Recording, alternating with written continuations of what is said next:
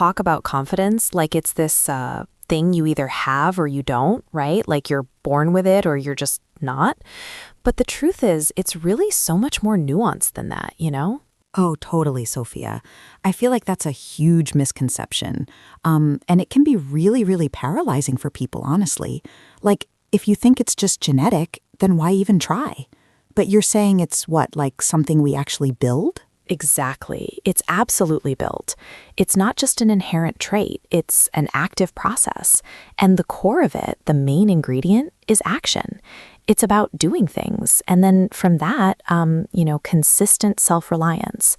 While genetics and like your environment, psychological stuff, they all play a part, action is the game changer, Isa. It truly is. Action. So it's less about a feeling first and more about like just getting started.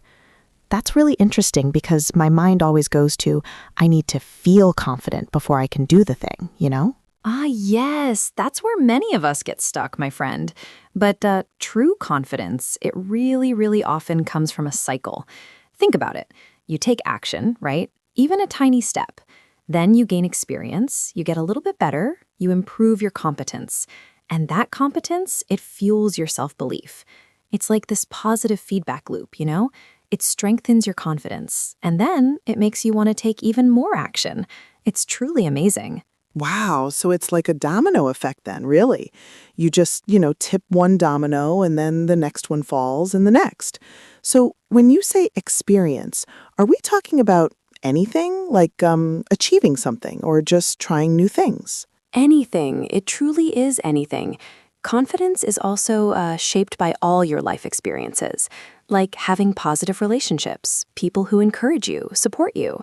Past achievements too, especially, and this is key, when you've had to overcome obstacles.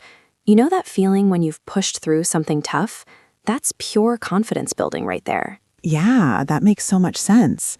Like when you look back and think, I actually did that. It's not just about big wins either, right? Little victories too, like maybe sticking to a new habit for a week. Absolutely. Little victories are so, so crucial. And speaking of action, there's this really strong consensus that action is in fact paramount in building confidence. It often precedes the feeling of readiness or confidence itself, Isa. Think about it.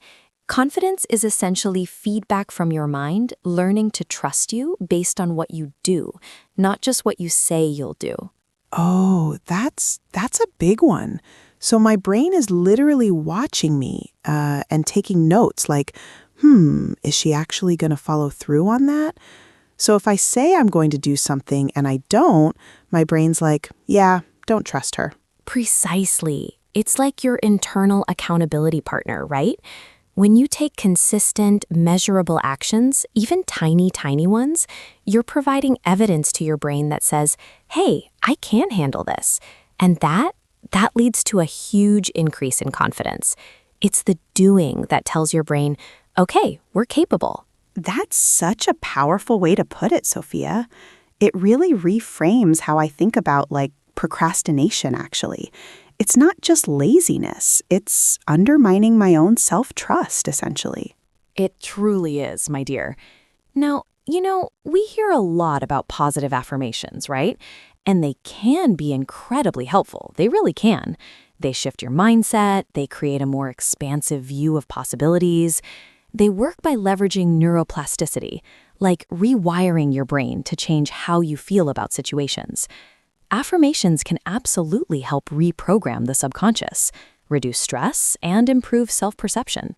So they're not useless then, because sometimes it feels like, people push them aside and say, oh, that's just woo-woo stuff. But they do have a place, you're saying. Oh, they definitely have a place. But, and this is the really important part, Isabella, they're generally seen as complementary to action, not a substitute. You can say, I am confident all day long, but if you're not actually doing anything that requires confidence, then it's just words.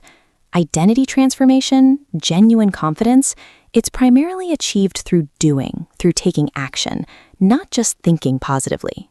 Right, so it's like affirmations are the warm-up, but the workout itself is the action.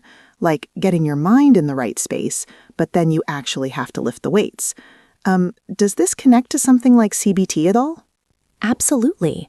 Cognitive behavioral therapy, CBT, it actually focuses on this very thing. It helps you identify those self-critical thoughts, right? But then it pairs that with taking small, confidence-building actions to change those thought patterns and ultimately your behaviors. It's the synergy of thought and action. And this brings us to self-trust, which is just so fundamental to confidence.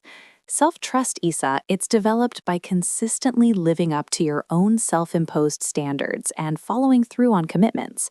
And again, this isn't about like single extraordinary achievements. It's about those small, actionable commitments. So, like, if I tell myself I'm going to do laundry on Tuesday and I actually do it, that's building self-trust, even if it's just laundry? Exactly. That repeated follow-through, it reinforces your dependability. It builds internal reliability. Every time you take that action, you prove to yourself, hey, you can do this. And that creates this beautiful, really resilient sense of self. It's a positive feedback loop between self-esteem and self-trust. Because, low self-trust, it just leads to self-doubt, feelings of inadequacy, Yeah, I can definitely see that. It's like if you constantly let yourself down, even on small things, it just chips away at your belief in yourself. So it's not just about achieving a big goal, it's about honoring your word to yourself, which, honestly, feels even more important. It truly is about honoring your word to yourself. And that leads us to a really common trap, waiting to feel ready. Oh, Isa, this is a big one. This delay tactic, it's often a form of cognitive avoidance, where your fear of discomfort is disguised as preparation. I just need to research a little bit more, or I'll start when the timing is perfect. Oh my gosh, that feels like my entire life sometimes. I'm like, I need to make a plan for the plan for the plan. And then nothing actually gets done because I'm just waiting for this magical moment where everything aligns and I feel super prepared. Yes. And the truth is, readiness rarely arrives before action. It just doesn't. Instead, action is what generates momentum. It builds confidence, and then it creates readiness. Your mind, it doesn't automatically wake up motivated. It waits for instructions. So taking even a tiny step, even a reluctant one, that signals a willingness to try.